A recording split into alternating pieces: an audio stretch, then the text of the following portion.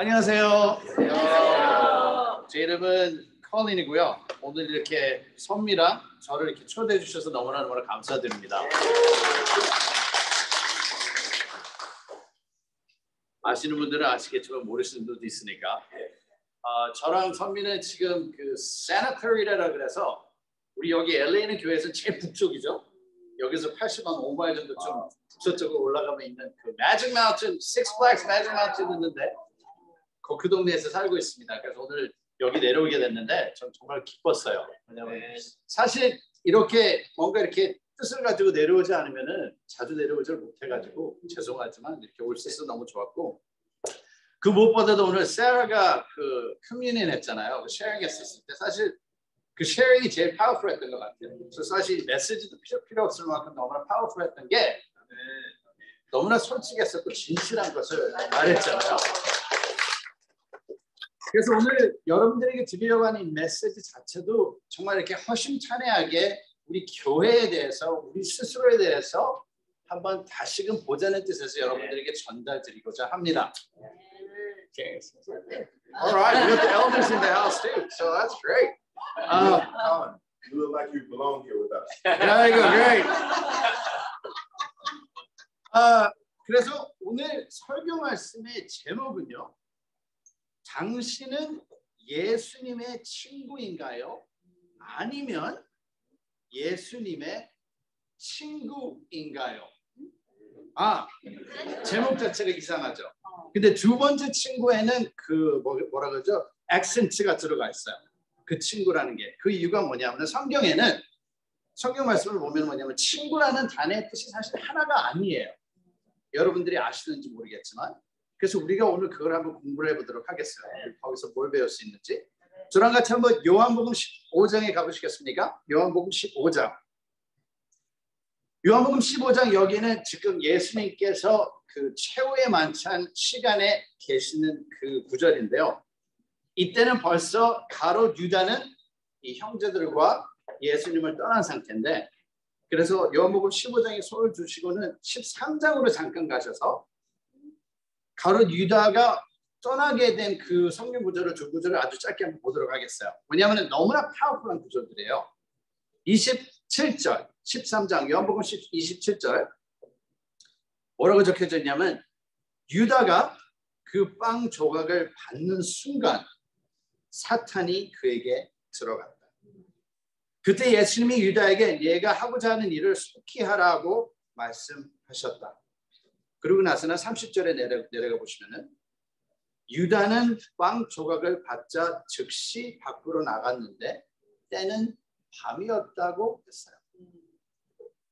근데 이 구절이 interesting하게 흥미로운 게 뭐냐면은 이게 뭐예요? 최후의 만찬, 영어로는 Last Supper잖아요. 그죠?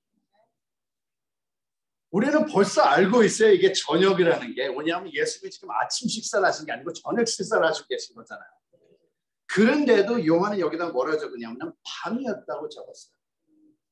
근데 제가 이걸 봤을 때는 어느 면으로는 요한이 시각적인 은유를 하는 것 같아요. 예수님은 저희들의 빛이지 않습니까? 근데 그 빛을 떠나서 갔을 때 그 어두운 밤 속으로 사라지는 모습이 제 눈에는 그릴 수가 있었어요.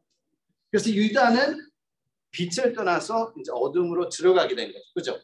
그러고 나서 다시 15장에 가보시면은 우리가 읽으려고 하는 구절. 이제는 유다는 없고 나머지 사도들 11명이 있는데 9절에서부터 읽어보시겠습니다. 요한복음 15장 9절에 뭐라고 적혀져 있냐면은 아버지께서 나를 사랑하신 것처럼 나도 너희를 사랑하였으니 내 사랑 안에서 살아라. 내가 아버지의 계명을 지키고 그분의 사랑 안에 있는 것과 같이 너희도 내 계명을 지키면 내 사랑 안에서 살게 될 것이다. 내가 이 말을 너에게 한 것은 내 기쁨이 너희 안에 있게 하고 너희 기쁨이 넘치게 하기 위해서이다. 내가 너희를 사랑한 것처럼 너희도 서로 사랑하여라. 이것이 내 계명이다. 친구를 위해 자기 목숨을 버린다면 이보다 더 큰 사랑은 없다. 내가 명령하는 것은 너희가 실천하면 너희는 바로 내 친구이다. 이제부터는 내가 너희를 종이라고 부르지 않겠다. 종은 주인이 하는 일을 모른다. 오히려 내가 너희를 친구라고 부른 것은 내가 아버지께서 들은 것을 모두 너희에게 알려줬기 때문이다. 여기서 이 순간은 사실 사도들한테는 너무나 중요한 시간이었어요. 왜냐하면 이 전까지만 해도 사도들은 예수님의 제자들이었거든요. 근데 이 순간에는 예수님이 뭐라고 했냐면 이제는 너희들이 나의 제자가 아니라 나의 servants가 아니라 이제는 너희들이 나의 친구가 됐다고 이야기를 했어요. 이 순간이 드디어 그 사도들이 예수님의 친구가 된 거죠. 근데 거기에 대한 조건이 두 가지가 있었었는데 첫 번째는 뭐였냐면은 내가 명령하는 것을 실천하면이라고 그랬거든요. 내가 명령하는 것을 실천하면 친구고, 그 다음 두 번째는 뭐라고 했냐면 내가 아버지께 들은 것을 모두 너에게 알려주었기 때문에 친구가 됐다 그랬어요. 우리가 인간적으로 봤을 때 첫 번째 조건은 좀 그렇죠. 왜냐면 친구를 사귀는데 내가 가가지고 사실 뭐냐면 야, 너가 친구할래? 그래, 오케이, 친구하자. 근데 친구할 수 있는 게 딱 한 가지가 있는데 내가 시킨 대로 다 해야 친구야. 그런다 그러면 누가 여기서 친구를 하겠어요? 그죠? 하지만 예수님이기 때문에 이분은 온 세상을 만드신 분이시기 때문에 사실 내 명령을 실천하라고 해도 알겠습니다 하고 받아들일 수 있는 분이시죠. 그리고 두 번째 말한 것은 뭐냐면은 내가 모든 것을 아버지에 들은 모든 것을 너에게 알려주었기 때문이다. 예수님의 모든 것을 아는 그 자체가 친구가 되는 조건이었어요. 근데 여기서 말하는 친구가 그리스 언어를 보게 되면은 단어가 뭐냐면 필로스예요. 필로스, P-H-I-L-O-S. 근데 필로스의 그 뜻이 뭐냐면은 사랑하는 이, beloved, 아니면 형제 같은 친구, brother like friend. 그래서 예수님이 그런 친구를 지금 이 사도들에게 가르쳤던 거예요. Okay, now you are, 이제는 너희들은 나의 사랑하는 이고 너는 이제는 정말 나의 형제와 같은 그런 친구라고 지금 말하고 있는 거예요. 그런데 마태복음 이제 26장에 가보시면요. 마태복음 26장. 오늘 저는 그 여기 이렇게 아주 멋있게 하는 그런 슬라이드가 없어요. 그 이유가 뭐냐? 제가 시간도 없었지만 그보다 더 중요한 거는 저는 정말로 성경 구절을 보기로 원했어요. 저희들이 전부 다. 그 무엇보다도 중요한 게 성경 구절이기 때문에. 오케이. 그래서 이제는 유다는 따로 갔고 이제 마지막 성찬을 나누시고 예수님이 그 가든 오브 겟세마니에 가가지고서는 이제 제자들 3명이죠. 피터, 베드로하고 그 다음에 피터, 제임스 앤 존 그 3명을 데리고서는 이제 거기 갔는데 그때 이제 유다가 다시 나타나잖아요. 많은 군인들을 데리고 와서 예수님을 배신하려고. 근데 거기에 산 구절을 보도록 하겠어요. 마태복음 26장 47절. 마태복음 26장 47절. 여기 뭐라고 적혀져 있냐면은 예수님의 말씀이 미처 끝나기도 전에 12제자 중인 하나인 유다가 왔다. 그리고 대제사장들과 장로들이 보낸 많은 무리도 칼과 몽둥이를 들고 같이 왔다. 유다는 내가 예수에게 입을 맞출 테니 그를 붙잡으시오 하고 그들과 미리 암호를 짜든 후 곧 예수님께 나와 선생님 안녕하십니까 하며 예수님께 입을 맞췄다. 예수님이 유다에게 친구야 내가 하고자 하는 일을 어서 하여라 하시자 그들이 달려들어 예수님을 붙잡았다라고 적혀져 있어요. 여기서 말하는 친구가 저는 얼마 전까지만 해도 아까 요한복음 15장에 말했던 친구하고 똑같은 단어라고 생각을 했었거든요. 근데 저는 요즘 와서는 사실 그리스 언어로 들어가서 성경 공부를 하기 시작을 했는데 여기서 말하는 친구는 단어가 틀려요. 아까 말했던 필로스가 아니에요. 이 단어는 헤타이로스예요. 헤타이로스. H-E-T-A-I-R-O-S. 헤타이로스. 근데 그 뜻은 뭐냐면은 동반자. 그러니까 꼭 친구는 아니더라도 옆에 있는 사람일 수도 있고 친구 같은 사람일 수도 있고 하물며 가짜 친구라는 뜻도 있어요. 그래서 우리가 볼 수 있는 건 뭐냐면 유다는 예수님의 아까 필로스가 될 수가 있었지만 그의 마음 때문에 그는 예수님의 헤타로스밖에 될 수가 없었던 거예요. 그렇죠? 그러면 여러분들은 오늘 아침에 예수님의 어떠한 친구인가요? 예수님의 헤타로스인가요? 아니면 예수님의 필로스인가요? 근데 예수님의 필로스, 진정한 친구가 되려면 어떻게 뭐라고 말씀하셨냐면 예수님께서는 모든 것을 알아야 된다고 그랬어요. 그렇죠? 그래야지 내 친구가 된다고 그랬거든요. 그래서 그 뜻이 무엇인지 한번 오늘 보도록 하겠습니다. 에베소서 4장으로 가보시겠습니까? 에베소서 4장. 에베소서 4장. 저와 가까운 친구들은 너무나 잘 알지만 제가 정말 우러러보는 저는 팬보이라는 게 있는데 영어로 저는 사도 바울의 팬보이예요. Apostle Paul's fanboy. I'm like, I go nuts with Apostle Paul. 그래서 너무나 사도 바울에 대해서 성경 공부를 많이 했었는데 사도 바울이 정말로 그 개념을 알고 있었던 것 같아요. 모든 것을 안다는, 예수님의 모든 것을 안다는 것에 대해서. 근데 에베소서 4장 11절에 보면은 13절까지 읽겠습니다. 11절에서 13절. 여기 뭐라 그러냐면 바로 그분이 예수님이시죠. 사람들에게 각각 다른 직분을 주셔서 어떤 사람은 사도가 되게 하시고 어떤 사람은 예언자, 어떤 사람은 전도자, 어떤 사람은 목사 아니면 elder, 또 어떤 사람은 교사가 되게 하셨습니다. 이렇게 여러 가지 직분을 주신 것은 성도들을 온전하게 하여 봉사의 일을 하게 하고 그리스도의 몸 된 교회를 자라게 하기 위한 것입니다. 그렇게 되면 우리가 다 하나님의 아들을 믿고 아는 일에 하나가 되고 성숙한 사람이 되어 그리스도의 완전하신 충만에까지 이르게 될 것입니다. 라고 적혀져 있어요. 근데 이 구절을 보면은 여러분들 생각에는 교회의 최고의 목적이 뭔 것 같아요? 교회의 최고의 목적은 이 구절에 보면은 세례를 많이 주는 것도 아니에요. 세례를 많이 주는 것은 옳고 바른 거지만 그것이 교회의 최고의 목적은 아니에요. 그러면 봉사활동을 많이 하는 것인가? 사실 그것도 아니에요. 그러면 교회 프로그램이 너무너무나 많아가지고서는 너무나 많은 사람들이 거기에 대해서 혜택을 받고 그런 것이 그러면 교회의 최고의 목적인가? 그것도 사실은 아니에요. 왜? 여기서 뭐라고 하냐면 봉사의 일을 하게 하고 여러 구절이 나오지만 그 다음에 뭐라고 하냐면 그렇게 되면 우리가 다 하나님의 아들을 믿고 아는 일에 하나가 되고 성숙한 사람이 된다고 그랬거든요.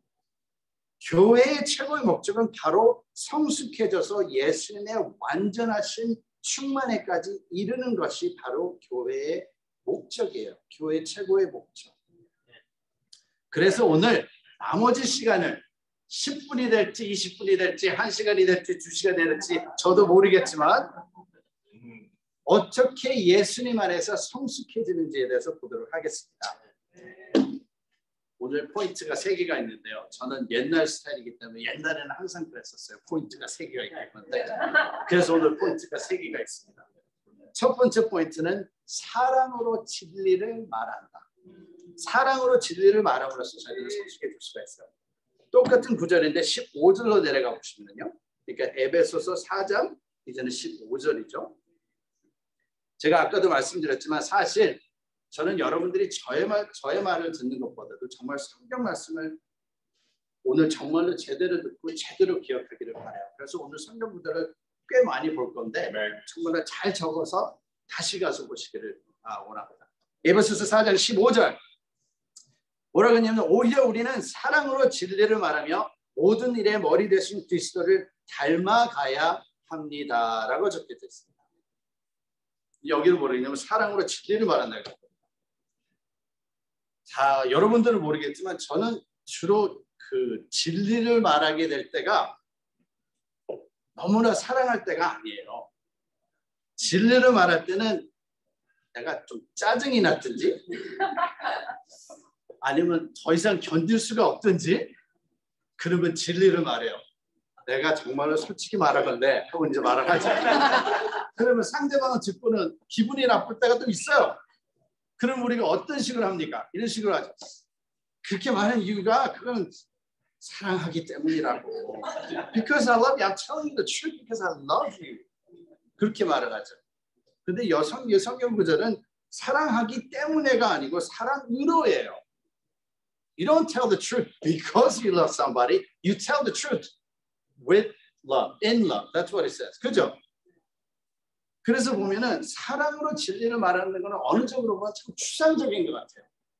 이렇게 말해도 사랑으로 진리를 말하는 것 같고 저렇게 말해도 사랑으로 진리를 말하는 것 같은데 우리가 사랑이라는 걸 공부할 때 제일 잘 알려지고 제일 넘버원으로 꼽는 성경 구절이 뭐예요? 고린도전서 13절이죠. 13장이죠. 그래서 거기 한번 가보세요. 고린도전서 13장. 고린도전서 13장 4절에서부터 읽어보겠습니다. 여기서 사도 바울은 사랑에 대해서 이렇게 풀어놓고 있어요. 그죠? 사랑은 사랑입니다라고 말한 것이 아니라 사랑에 대해서 여러 가지 얼굴을 보여주는데 여기 뭐라고 했냐면은 4절에서부터 보면은 사랑은 오래 참고 친절하며 질투하지 않고 자랑하지 않으며 잘난 체하지 않습니다. 사랑은 버릇없이 행동하지 않고 이기적이거나 성내지 않으며 악한 것을 생각하지 않습니다. 사랑은 불의를 기뻐하지 않고 진리와 함께 기뻐합니다. 사랑은 모든 것을 참으며 모든 것을 믿으며 모든 것을 바라고 모든 것을 견딥니다라고 적혀져 있어요. 그래서 이 구절이랑 아까 에베소서 4장 15절을 합쳐보면은 사랑으로 말한다는 것이 어떤 것은 추상적인 것들이 내 마음에 더 가까이 와닿게 돼요. 제가 무슨 말을 하냐면 이거예요. 오래 참으며 진리를 말하고 친절하게 진리를 말하고 질투하지 않으며 진리를 말하고 자랑하지 않으며 진리를 말하고 잘난 체하지 않으며 진리를 말하고 버릇없이 행동하지 않으며 진리를 말하고 이기적이지 않게 진리를 말하고 성내지 않으며 진리를 말하고 여기 뭐라고 했냐면은 그 맨 마지막에 불의를 기뻐하지 않고 잠깐만요. 성내지 마 악한 것을 생각하지 않는다고 5절에 그렇게 적혀져 있죠. 근데 고린도전서 13장 5절에 악한 것을 생각하지 않는 게 아니고 이거는 그 원어를 들여다보게 되면은 잘못한 것을 기억을 하지 않는다는 뜻이에요. 사실 악한 것을 기억하지 않는다는 것. 그래서 아까 내가 말했지만 오래 참으며 진리를 말하고 진리를 말하는 것도 잘못한 것들을 기억하지 않으며 진리를 말한다는 뜻이에요. 그래서 우리가 고린도 13장에 있는 사랑에 대해서 우리가 지금 그 진리를 말하는 것에 대해서 이렇게 같이 함께 모아봤을 때는 그 구절이 살아나게 되죠. 아, 오래 참으며 진리를 말하는 거구나. 그게 사랑으로 진리를 말하는 거구나. 내가 얘가 잘못했던 것을 기억을 하지 않고 진리를 말하는 것이 사랑으로 말하는 거구나 한 걸 알 수 있는 것이에요. 반대로 생각하면 우리는 100% 진리를 말하더라도 오래 참지 못할 수도 있고 친절하지 못할 수도 있고 질투할 수도 있고 자랑할 수도 있고 잘난 체할 수도 있고 버릇없이 행동할 수도 있고 이기적일 수도 있고 성낼 수도 있고 잘못한 것을 기억할 수도 있어요. 진리를 말한다고 하더라도. 다시 말하면 우리는 100% 맞고 옳은 말을 한다 하더라도 100% 틀린 마음으로 그리고 행동으로 할 수 있다는 거예요. 그러면 여러분은 진리를 어떻게 말하십니까? 어떻게가 중요해요. 진리를 말하는 것만이 중요한 것이 아니고 여러분의 대화들은 어떤가요? 아까 고린도전서 13장에 나와 있는 그것들이 그렇게 완전히 들어있는 그런 대화를 하시나요? 그리고 이 구절은 진리를 말한다고 했기 때문에 어떻게 보면 이 구절은 사랑으로 진리를 듣는 것도 포함하고 있어요. 그래서 여러분에게 오늘 그 영어로 말할 때는 practical이라고 하죠. Life applications. Okay, point number one. 어쩌고 저쩌고 그다음 뭐냐 practical 이렇게 하십시오 저렇게 하십시오 하는데 저도 오늘은 practical이 있어요. 이 포인트에 대해서. 그게 뭐냐? 제가 여러분에게 진리로 말씀을 드리려고 해요. 사랑으로 말씀을 드리려고 해요. 두 가지에 대해서. 빌립보서 2장 가보시겠어요? 빌립보서 2장 14절. 빌립보서 2장 14절. 이 구절은 우리가 아이들한테 가르치기를 좋아하죠. 우리 아이들이 너무나 기억을 잘하는 구절이 이 구절이에요. 빌립보서 2장 14절 무슨 일이든지 불평이나 다툼으로 하지 마십시오. 그러면 삐뚤어지고 잘못된 세대 가운데에서 여러분이 흠없는 하나님의 자녀로서 깨끗하고 순수하게 살 수 있을 것이며 하늘의 별처럼 빛날 것입니다. 그래서 여기서 중요한 건 뭐냐면 무슨 일이든지요. 불평, 분만, 다툼 이게 주로 그렇게 하지 말라는 게 아니고 무슨 일이든지 그렇게 하지 말라고 하나님께서 셋업한 그 스탠더드는 너무나 높으신 거거든요. 그렇기 때문에 우리들이 계속적으로 우리가 살아있을 동안 계속적으로 추구를 하게 되는 거고. 근데 여기서 말하고 있는 그 불평이라는 게 영어로 생각하면 complain이라고 생각할 수도 있어요. 그죠? 근데 그 단어하고는 또 틀려요. 여기서 말하는 불평이라는 거는 투덜거리는 거나 중얼거리는 뜻이에요. 사실상으로 원하는 것이. 그래서 이거는 영어로 말하자면 passive aggressive죠. 내가 그거를 찾아봤더니 구글에 이렇게 해서 트랜슬레이트 넣어봤더니 수동적 공격적이래요. 맞는지는 모르겠지만 수동적 공격적. 저는 사실 1982년도에 한국을 떠나서 외국 생활을 지금 40년 동안 하다 보니 한국말을 하긴 하는데 막 섞이고 막 그렇게 돼가지고서는 막 이렇게 저렇게 되기 때문에 저 모를 때가 있어요. 그래서 찾아봤는데 수동적 공격적 그래요. 어쨌든 그래서 투덜거리나 중얼거리는 건 뭐냐면은 어떤 사람한테 가서 거기에 대해서 컴플레인을 하는 게 아니에요. 그죠? 내가 뭐가 마음에 안 들 때 아까 말했던 것처럼 진리로 가서 진리를 사랑으로 말하는 게 아니고 이쪽에 와서는 다른 사람한테 말해요. 얘가 저랬는데 제가 저랬는데 정말 마음에 안 든단 말이에요. 왜 지금 이런 식으로 말하는 것이 바로 여기서 말하는 투덜거림이나 불평이거든요. 근데 여기서 말하는 하나님께서는 무슨 일이든지 그렇게 하지 말라 그랬어요. 왜? 사랑으로 진리를 말하는 것에 반대이기 때문에. 물론 다툼도 마찬가지고요. 그래서 여러분에게 사랑으로 여러분들에게 진리를 말씀드리고 싶은 것은 우리 다투지 말고 불평하지 말고 투덜거리지 말고 중얼거리지 말고 정말 사랑으로 살아갔으면 좋겠어요. 네. 그 다음에 두 번째는 마태복음 10장. 마태복음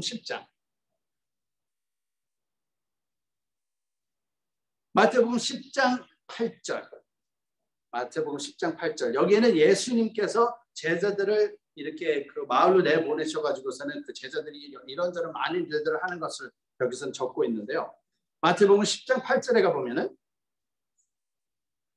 병든 사람을 고치고 죽은 사람을 살리고 문둥 병자를 깨끗하게 하며 귀신을 쫓아내어라. 너희가 거저 받았으니 거저 주어라라고 적혀져 있어요. 그래서 여러분에게 드리고자 하는 진리, 두 번째 진리는 바로 뭐냐면은 받을 기대를 하지 마시고 도우십시오. 받을 기대를 하지 말고 주고 도우십시오. 세상에는 이런 말이 있어요. 20%가 80%의 일을 한다는 말이 있어요. 세상에는. 근데 저는 지금 크리스천 삶을 산 지가 1990년대에 제가 USC에서 세를 받았기 때문에 32년이 됐는데 교회를 이 교회도 있어봤고 저 교회도 있어봤고 정말 너무나 많은 것을 봤는데 대체적으로는 사실 그게 교회 안에서도 사실이에요. 20%의 사람들이 80%의 교회 일을 한다는 게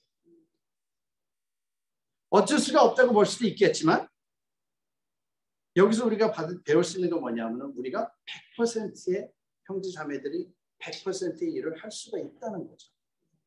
그죠? 교회가 200년의 여러분만들로 만들어져 있다면 이렇게 여러분이 200명이 된 거예요. 클로닝, become 200. 200명이 됐어. 그렇다면 그 교회는 어떤 교회일까요? 항상 주는 교회일까요? 아니면 항상 받는 교회일까요? 우리들은 정말로 항상 주는 교회가 됐으면 하는 것이 여러분들에게 말씀드리고자 하는 또 하나의 그 truth입니다. Telling you the truth. Okay, point number 2. 그럼 어떻게 하면 우리들이 예수 안에서 성숙해질 수 있냐고요? 두 번째는 성경으로 계속 훈련한다예요. 두 번째 포인트는 성경으로 계속 훈련한다. 히브리서 가보시겠습니까? 히브리서 5장.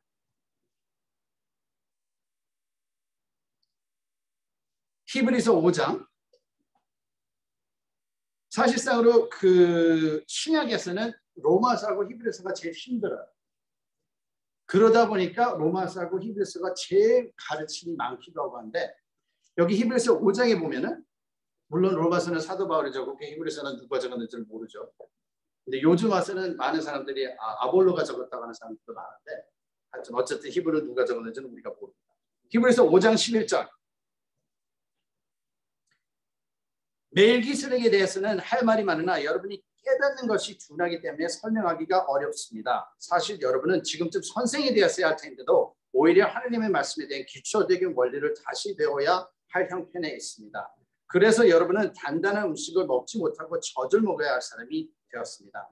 젖을 먹는 사람은 아직도 어린아이라서 의의 말씀에 익숙지 못합니다. 그러나 어른이 되면 단단한 음식도 먹게 됩니다. 성인은 지각을 사용하여 계속 훈련함으로써 선과 악을 분별합니다. 라고 적혀져 있어요.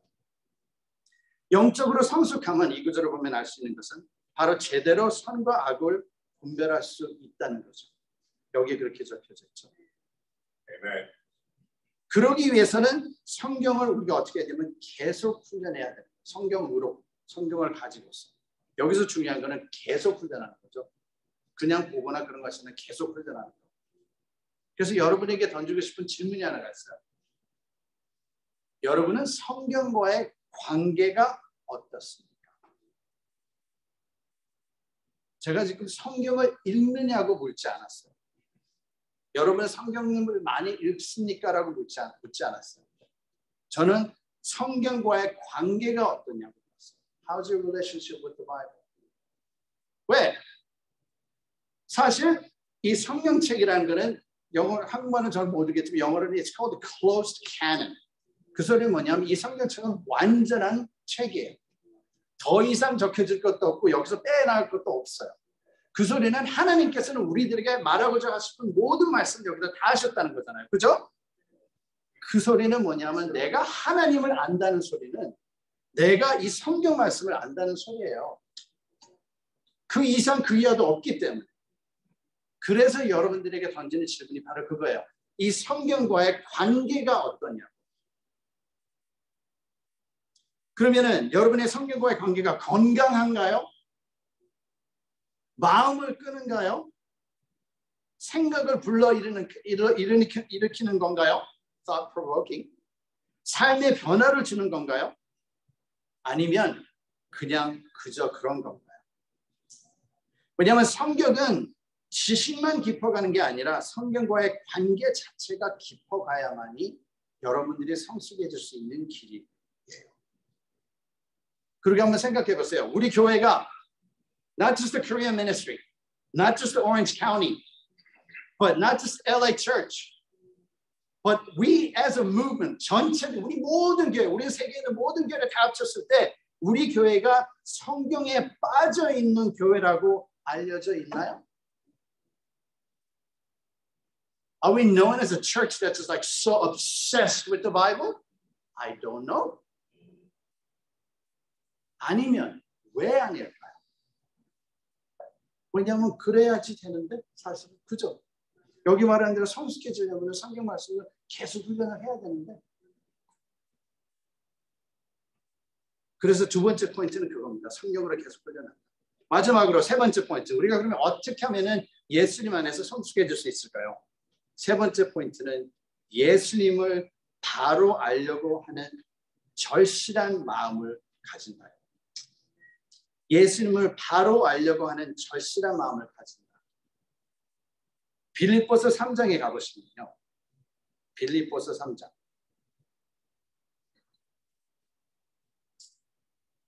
이 구절은 제가 제일 좋아하는 구절 중에 하나예요.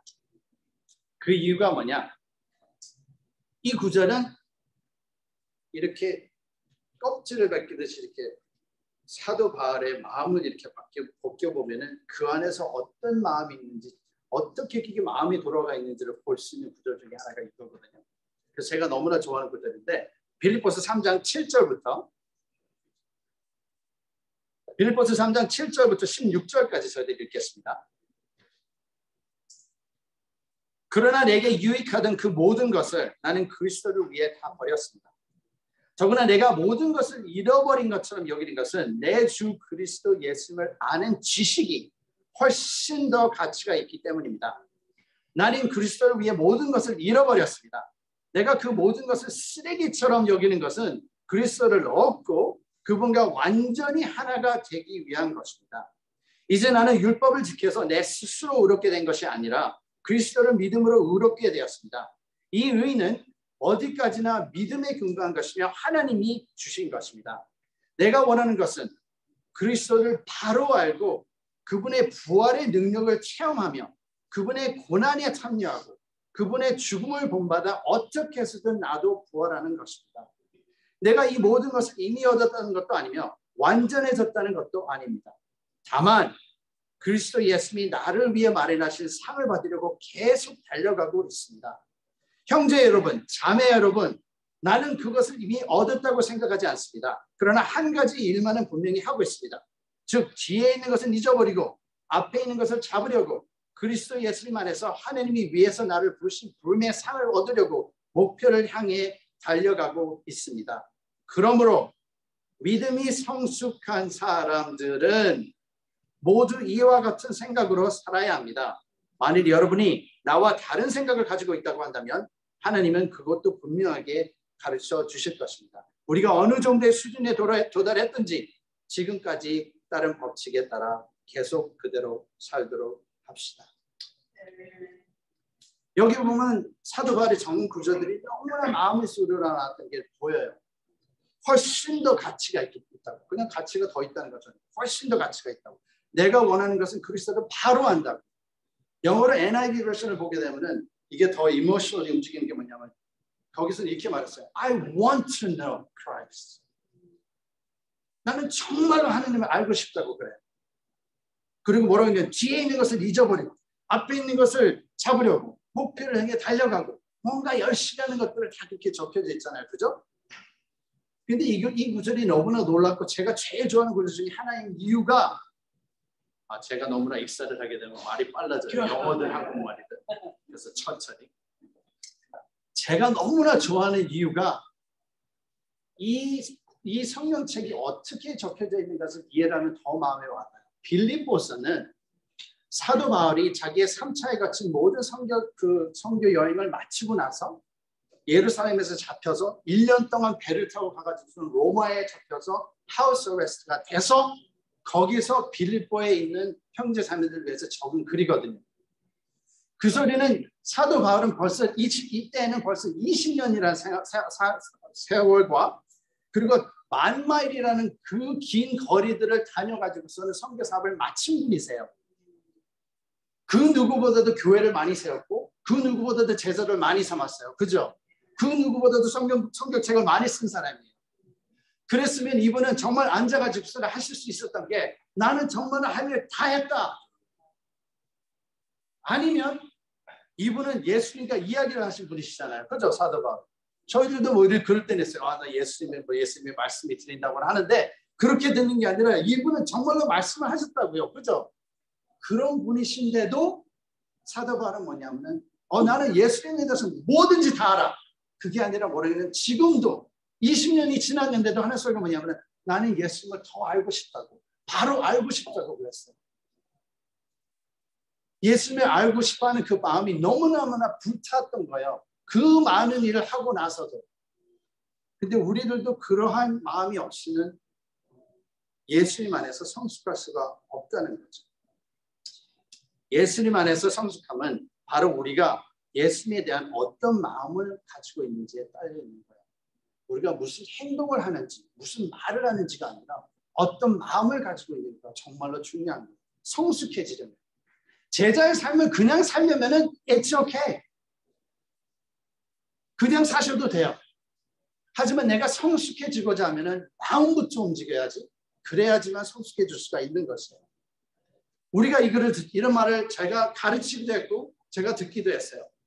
로버트랑 저 한 30년 정도 아마 돌아갈 겁니다. 왜냐하면 우리 코리안 미니스트리가 처음 여기 LA 시작했을 때 같이 로버트도 있었어요. 근데 그때도 제가 이걸 가르쳤고 지금 얼마까지도 제가 이걸 가르쳐 왔지만 그게 뭐냐면 이거예요. 마음이 없으면은 행동이라도 먼저 해라. 그러면 마음이 생길 것이다. 그죠? If you don't have the heart, just do it. And the heart will follow. 사실이에요. It is the truth. 하지만 지속도 불가능해요. But it is not sustainable. That's right. 그러다 보니까 어떨 때는 우리가 교회로서 어떻게 합니까? 이것도 제가 찾아봤는데 본말을 전도할 때가 있대요. 영어로는 그게 뭐냐면 putting the cart before the horse. 그러니까 구레? wagon? 수레. 수레. 말 뒤에 수레가 있어야 되는데 그 수레가 말 앞에 있는다는 소리예요.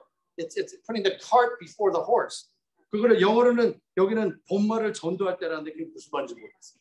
Anyway, 제가 그 말을 하고자 하는 건 뭐냐면 그게요. 우리가 어떨 때는 너무나 올바른 행동에만 신경을 쓰다 보니까 제가 그래서 세라의 오늘 셰리가 너무나 마음에 와닿았던 게 뭐냐면은 마음에 대해서 얘기를 했었잖아요. 자기가 힘들었었다고. 근데 우리는 올바른 행동을 하려고 그러니까 그거는 다 잊어버리고 하기만 하는 거예요. 이거도 하고 저거도 하고. 그죠? 올 때도 다 와요. 할 말도 다 해요. 하지만 마음은 계속 비어져 있어. 그리고 어떨 때는 우리는 정말 행동만 쫓아가는 무슨 뭐 영적인 뭐냐면 경찰 같아요. 오늘 뭐 기도했어? 안 했어? 왜 안 했어? 성경을 읽었어? 안 읽었어? 왜 안 읽었어? 어제 나타났어? 왜 안 나타났어? 이 책을 사야 되는데 왜 오늘 안 샀어? 그죠? 너무나 행동에 빠져있게 되다 보니까 여기 제가 뭐라고 지금요? 우리가 예수님 앞에서 누구인가 보다 무엇을 하고 있는지가 더 중요할 때가 있어요.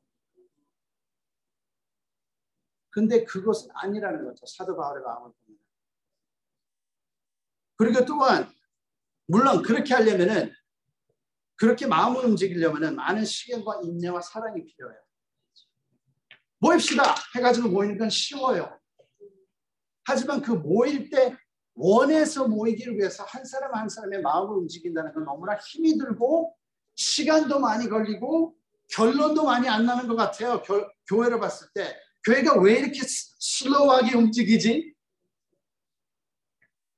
하지만 성숙해지려면 그 길밖에 없다는 거죠.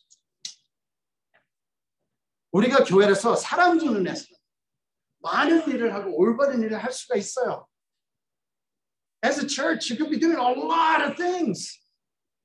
Good things, 좋은 일들, 올바른 일들. 하지만 하나님 눈에는 잘못하면 그냥 바쁜 교회로만 보일 수가 있다는 거예요. Our church can look as just a busy church, not the mature church. That's right. 과연 우리는 바쁜 교회인가요? 아니면 바로 된 성숙한 교회인가요? 바울과 같은 마음 없이는 예수님 안에서 성숙해질 수가 없습니다. 예수님 안에서 성숙하다는 것은 어떤 행동을 하는지 어떤 말을 하는지가 중요한 것이 아니라 바로 그 행동과 말이 어디서 나오는지가 중요한 것입니다. 제가 다시 말할게요. 예수님 안에서 성숙하다는 것은 어떤 행동을 하는지 어떤 말을 하는지가 중요한 것이 아니라 바로 그 행동과 말이 어디서 나왔는지가 중요한 것입니다. 제가 마지막으로 말씀드리려고 하는 것은 오래된 교회라고 해서 몇십 년이 된 교회라고 해서 LA 처치도 40년 됐어요. 89년도에 LA 처치가 시작됐는데 저는 89년도부터 왔어요. 교회를. 90년대에 세배를 받았지만 오래된 교회라고 해서 곧 그 교회가 성숙한 교회는 아니에요.